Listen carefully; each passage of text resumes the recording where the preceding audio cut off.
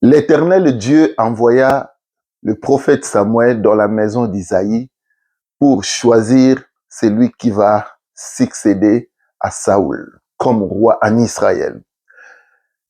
Le prophète Samuel arrive dans la maison d'Isaïe.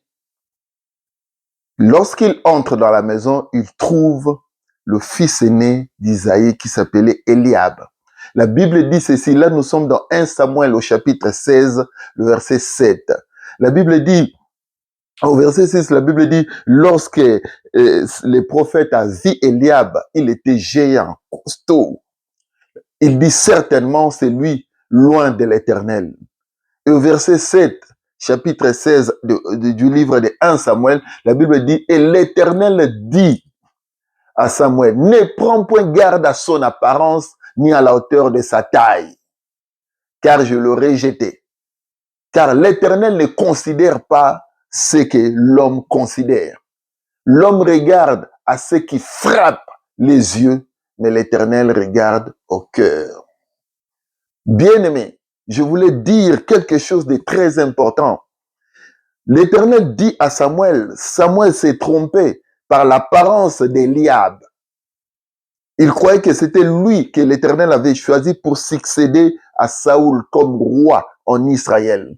Mais l'Éternel a dit à Samuel, ne prends point garde à son apparence ni à la hauteur de sa taille, car je l'ai rejeté. L'Éternel ne considère pas ce que l'homme considère. L'homme regarde à ce qui frappe les yeux. L'Éternel regarde au cœur. Bien-aimé, j'ai toujours dit que Dieu ne bénit pas l'homme. Dieu bénit le cœur de l'homme.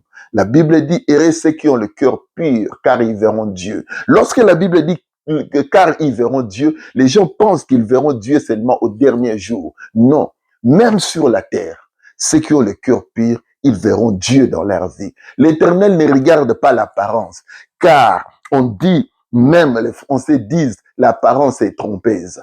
Et les prophètes s'est trompé par l'apparence. Beaucoup de gens vont à l'église par l'apparence. Dieu ne regarde pas le parfum que tu as mis, les beaux habits que tu mets, la voiture que tu conduis, ta beauté, ta taille. Dieu ne regarde pas ces choses. Dieu bénit le cœur de l'homme. Tu peux être moche selon les hommes. Tu peux être court. Tu peux être très même.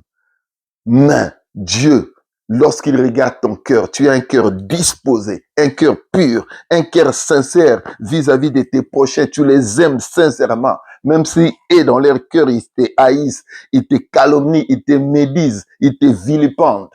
Dieu ne regarde pas ces choses-là. Dieu regarde ton cœur et Dieu bénit ton cœur. Voilà pourquoi beaucoup de gens peuvent passer des années dans la maison de Dieu, dans l'église, aussi longtemps que ton cœur est mauvais, ton cœur a la haine, la jalousie, la médisance, la calomnie, tu ne verras pas Dieu.